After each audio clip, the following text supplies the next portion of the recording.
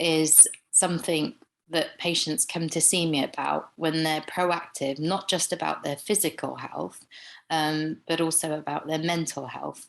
And it's a yearly checkup to discuss with a doctor how their mental health has been throughout that year and how they're feeling now.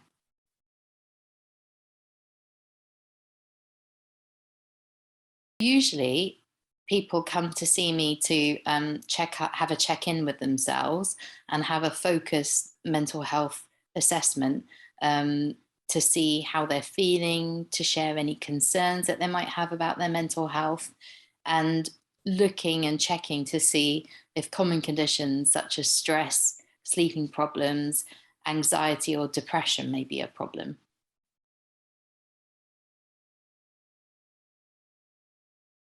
Usually, when patients and clients come to see me to have a mental health assessment, we go through a focused history looking at their mental health and how they've been, and if they've suffered from any mental health problems in the past.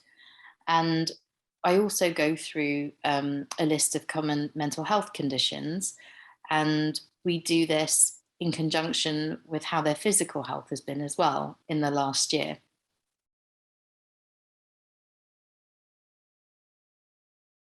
In a mental health assessment, there are general questions that all clients and patients are asked.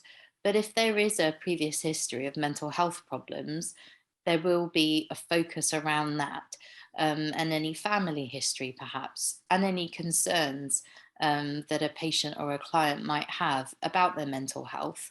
But the questions are asked using evidence based tools such as the Patient Health Questionnaire or the PHQ-9, which is written by UK doctors and based on research evidence and other UK and European guidelines.